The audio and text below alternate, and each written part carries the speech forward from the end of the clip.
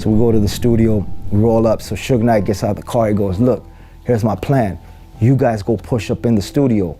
You go knock on the door and start saying you want to talk to Lil Wayne and say Suge Knight's outside. We go to the door, start knocking, security comes out like, what's cracking? We need to see Lil Wayne. Suge Knight's outside. What's up, homies? He just lights the cigar and it's the out Suge. He light the cigar and he trying to see what you gonna do. Suge was one of us. He wasn't no CEO. He wasn't no tie behind no desk. He was a thug just like everybody else. Gangsterism ain't even a word, but I'm gonna say that right now. He took gangsterism to a different level. Suge Knight was one of the most feared names in hip-hop, and it wasn't just because he was a big dude. What really made him dangerous was the kind of people he surrounded himself with, especially the Mexicans. And Lil Wayne found out just how dangerous. One of the most serious crews he was connected to was the infamous Mexican 18th Street Gang, one of the biggest and most violent gangs in all of LA. Sabemos que somos gangsters. Sabemos que somos locos. Sabemos que los tiramos por todo por nuestra ganga. Y por ella vamos a morir, ¿va? These guys had a serious rep on the streets, and Suge knew exactly how to use that to his advantage. So Suge came, he had some Mexican. Now we from New York. You ain't never seen a with a tattoo on his forehead. 118th Street crew. Unfortunately, Lil Wayne ended up getting caught in the crossfire of Suge's tactics involving the gang. So how exactly did it all go down? Let's get into it. Suge Knight extorts Lil Wayne. So back in 2017, Mr. Capone, who's known to be a top figure tied to the Mexican gang, sat down and shared a wild story about how Suge Knight used them to press Lil Wayne. According to Capone, at the time, he respected Suge. He saw him as this real-deal gangster who was trying to put his money to the music scene and push gangster rap forward. I kind of looked up to Suge Knight in a way when I first heard about Suge Knight and looked at his story. I'm thinking Suge Knight's just a gangster. He's just a gangster that wanted to put his money into the music game, and he's doing good and he's helping out the gangster rap. So when Suge reached out, Capone was down to work with him. One day a friend hits up Capone and tells him Suge wants to link up. So Capone pulls up with his guys to meet Suge Knight in person. And Suge, being Suge, starts gassing them up, talking that LA street talk, telling them how he runs the city, how they run the city, and how any artist who touches down in LA needs to check in with him first. He had his dudes hyped. They were ready to ride for whatever. Telling us some real street essays are deep in LA. They're running the jail. They are the streets. He's like, check us out. We run LA. We need to let everybody know that they come to LA, they with us. I'm Suge Knight, you're Capone. We could take over, blah, blah, blah. So I'm with it. I'm like, that sounds like a plan. Then right in the middle of this meeting, Suge gets a phone call. Someone tips him off that Lil Wayne is in LA, recording at a studio. That's when Suge switches gears and tells Capone and his crew that they should slide over there and let Wayne know who's really in charge. Basically, it was time to make Wayne check in. Then he goes, look, Lil Wayne's out here. Lil Wayne's in our territory. And that's when Lil Wayne was popping, you know? He's like, he needs to bow down to you guys. Like, he's telling it an ARF thing. He needs to bow down to you guys. So they roll out to the studio, ready to flex a little muscle. When they pull up, Suge tells Capone and his boys to head inside and let Wayne know he wants to have a word. They walk in and Lil Wayne's security steps out to see what's up. Capone and his guys explain that Suge Knight is outside and he wants to speak to Wayne. The security goes back inside to relay the message, and a few minutes later, someone comes back out and asks if Suge himself can come in. So Suge Knight gets out of the car, he goes, look, here's my plan.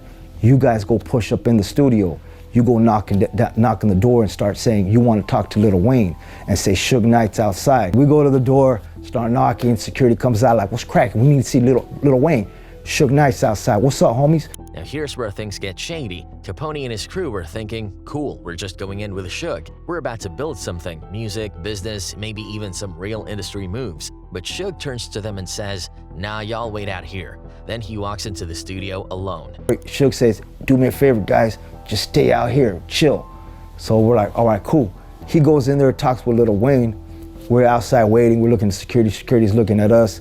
Like, you know, we're just like, you know, looks like tension could pop off. We're ready to pop it off if something goes on. They wait, and eventually Suge comes back out and basically brushes them off like, all right, I'll catch y'all tomorrow. And just like that, he dips. Capone and his people were left standing there confused like, what just happened? He's like, all right, guys, I'm out of here. We're like, what's cracking? He's like, just chop it up tomorrow. He gets in the car, takes off. We're like, the f did we just do? That's when it hit them. Shug had just used them to apply pressure on Wayne, to make it look like he was rolling deep with some heavy street backing, but it was never about putting Capone and them on or doing business. He used their presence to shake Wayne up, then bounced once he got what he wanted. Suge Knight versus Eminem and 50 Cent. Even though Shug basically manipulated this group of Mexicans to do his dirty work, it wasn't the only time he used them to scare people. He's pulled the same move before, like with Eminem and 50 Cent. It all goes back to Dr. Dre leaving Death Row Records, when Dre signed Eminem and later brought 50 Cent into the fold. Shug already had bad blood with Dre, so when Eminem and 50 started making serious waves in the industry, they basically inherited Dre's beef with Shug. And Shug being Shug, he wasn't about to let it slide. He tried messing with him on multiple occasions. Take for example the time when 50 Cent was filming the music video for In Da Club. Out of nowhere, someone yelled, "Suge Knight is here." That single sentence threw the entire set into chaos. Shug showed up with about 30 men, reportedly members of a Mexican gang. So Suge came, he had some Mexican. Now we from New York. You ain't never seen a with a tattoo on his forehead. 118th Street crew. I'm like, what the f? The tattoo on his face, homie. Now, Suge Knight doesn't just use the Mexicans to do his dirty work, he's got other crews too, like the Bloods and a bunch of other goons he uses to intimidate and extort artists. Still on Eminem and 50 Cent, there was a time Suge tried to shake up Eminem at an awards show. It was the 2001 Source Awards. Eminem was there performing with his group, D12, and like any major award show, the vibe was already tense. Normally, artists could have their bodyguards nearby at these events, but for some reason, the rules that night required bodyguards to sit separately from the artists. That left M in a vulnerable spot, which Suge and his crew didn't hesitate to exploit. The way they had it set up, the bodyguards could not sit with their artists. You had to stand off to the side. According to Eminem's former bodyguard Big Nas, things got sketchy fast. M ended up surrounded by a group of intimidating guys wearing red shirts, a clear signal they were affiliated with the Bloods, the gang Suge Knight was known to have ties to. Big Nas quickly realized something was off and sprinted across the venue to get to Eminem. He said it was obvious these guys had been sent by Suge. And M was cut off on his way to his seat, and all these guys in red shirts surrounded him. And I'm looking at M's face, and I'm looking at these guys. I'm like, something ain't right. You see all these guys talking about death row, death row, death row, death row. So by this time, I cut in. I step in front of M, I push the guys back. I'm like, yo, what the wrong here, man? I was like, death row, what does it got to do with him? He said, hey, man, Suge sent him a message. Things between Suge Knight and Eminem escalated to a whole new level during a crazy incident in Hawaii. According to Eminem's former bodyguard, Big Nas, there was some serious intel that Suge had plans to harm Eminem during an event that was supposed to be nothing more than a casual getaway. But this wasn't just some vague, low-key threat. Apparently, Suge sent more than 50 of his guys all the way from Los Angeles to Hawaii. Their goal was to disrupt what should have been a relaxed gathering with Eminem, Snoop Dogg, and Dr. Dre. What was supposed to be a peaceful vacation turned into anything but. The entire vibe flipped the moment they touched down. Instead of sunbathing and sipping cocktails, the group found themselves on high alert, bracing for possible confrontation. Everyone involved, Eminem, Snoop, Dre, and their wives, had to gear up like they were heading into battle. Bulletproof vests became part of their daily wardrobe, and firearms were kept close by just in case. The situation was so tense that even the Honolulu Police Department had to get involved, assigning officers to shadow Eminem and the rest of the crew for protection. Big Nas later opened up about just how surreal the experience was. "We thought it was going to be a vacation," he said, "but it turned into a huge problem. We had our wives with us, some people even brought their kids. The second we got off the plane, it was chaos. Honolulu police had to escort us, and we were rushed to a transport van with everyone, kids, wives, and all." We all had our wives. Some people had their kids with them. Oh, wow. Unfortunately, we thought it was going to be a vacation, but it ended up turning into a problem. Then there was the madness at the 2004 Vibe Awards. That night was supposed to be a celebration. Dr. Dre was being honored with a Lifetime Achievement Award, and Snoop Dogg and Quincy Jones were on stage ready to present it to him. But just as Dre was getting ready to accept the award, chaos broke out. A man named Jimmy James Johnson walked up to Dre like he wanted an autograph. Instead, he sucker punched him right there in front of everybody. What followed was straight-up mayhem. The punch triggered an all-out brawl.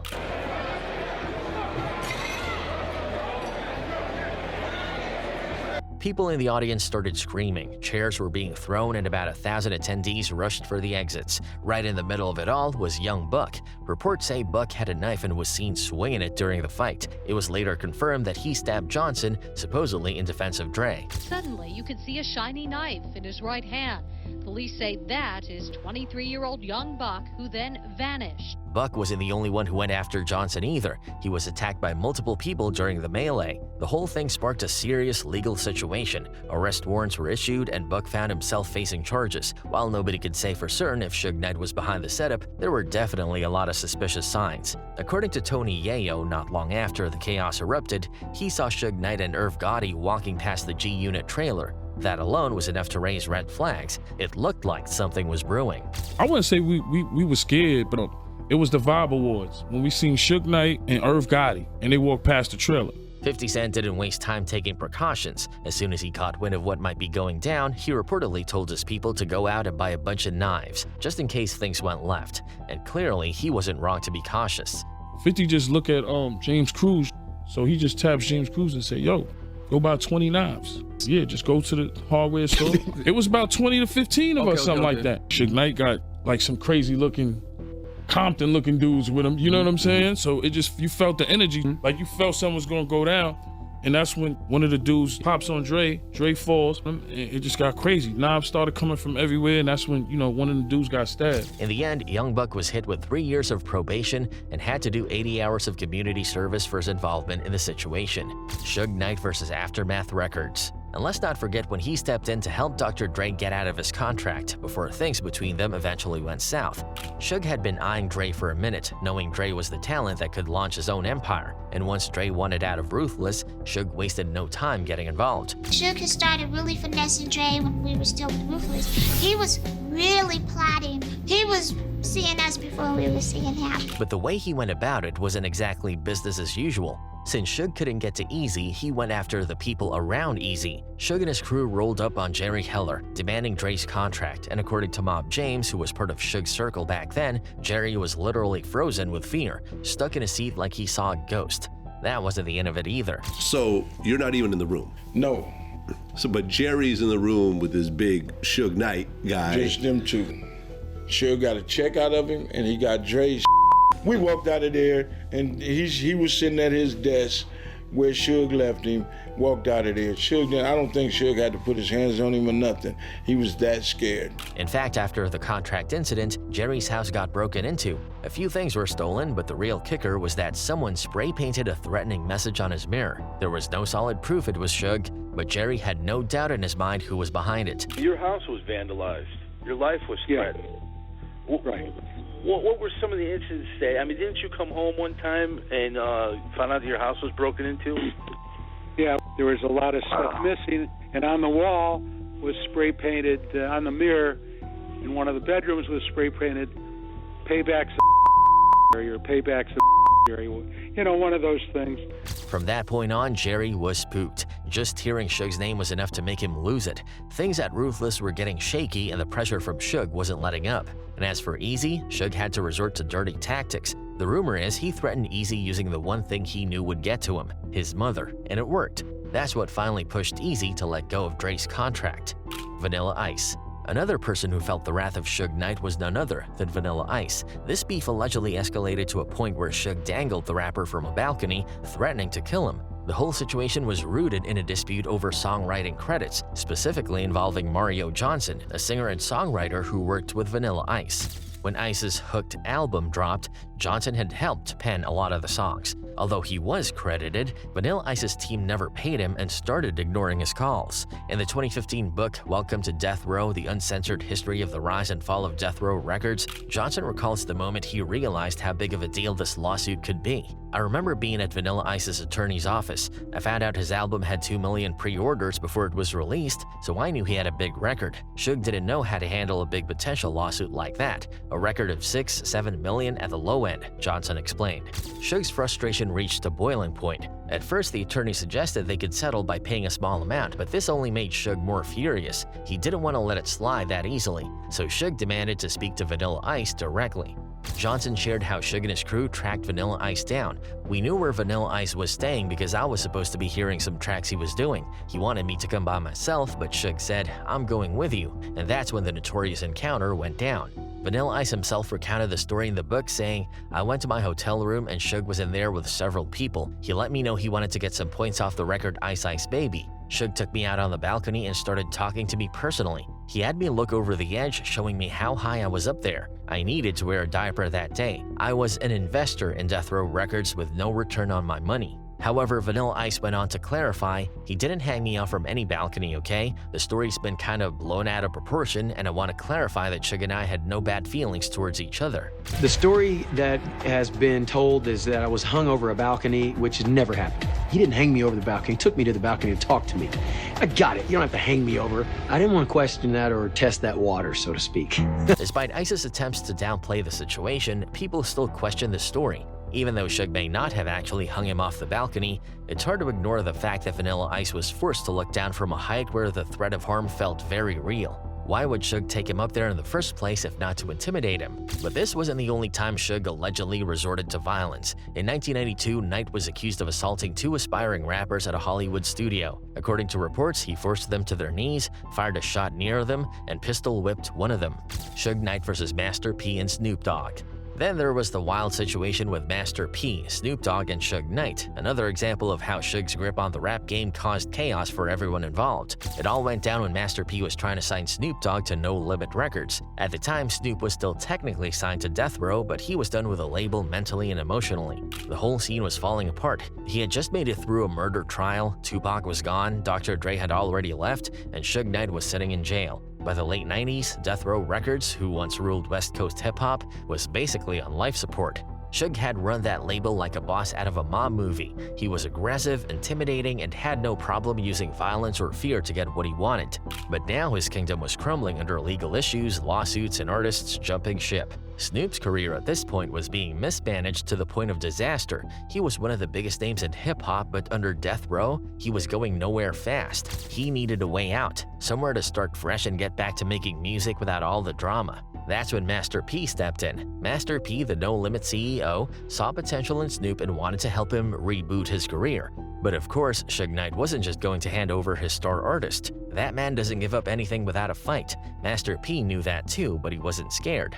He did what needed to be done. He visited Suge in prison and had a face-to-face conversation, worked out some numbers, and put money on the table. Master P went to go visit Suge Knight in the penitentiary and struck a deal because everybody else was scared of that. Everybody, that's when Suge Knight was the monster, the boogeyman. Suge reportedly asked for a few $1 million. Master P paid it and even added more just to make sure there were no loose ends. Once the deal was sealed, Snoop officially became a no-limit soldier. It wasn't just a label move, it was a huge turning point in Snoop's life. He finally had freedom, creatively and personally. He started performing for No Limit fans, and the love was real. People welcomed him like he never left. Snoop was back, and the energy was fresh. But of course, Suge wasn't going to just fade into the background. Who spoke with Suge Knight recently, who said, he used to be a superstar, and now he's just a No Limit soldier. What do you say to that? Nothing. He used to be a CEO, now he's just an inmate. Fast forward to 1998 at the I Got the Hookup Comedy Jam in Universal City. The place was packed, the energy was high, and everything seemed like it was going great. Snoop was backstage, laid back in the green room, soaking it all in, until 7 men dressed in black suddenly showed up. These weren't random guys, they were affiliated with Death Row, and they came with a message. One of them stepped up to Snoop and said, "You owe Suge an apology." Snoop, clearly caught off guard, asked, "Apology for what?" That's when things got violent. One of them swung, and just like that, the room turned into a battlefield. Word got back to Master P's crew who were on stage at the time. As soon as they heard what was going down, they dropped their mics and ran backstage. It turned into total chaos. Camouflage No Limit shirts and red bandanas clashed in a wild brawl. Chairs were being thrown, people were swinging, and the whole backstage turned into a war zone. Eventually, the police showed up and started breaking things up. Everyone scattered, but the message was loud and clear. Suge might have been behind bars, but his reach still had people moving for him on the outside. Suge Knight is still locked up today, and honestly, a lot of people in the industry see that as a good thing. His era of terror was like a dark cloud over hip-hop for years.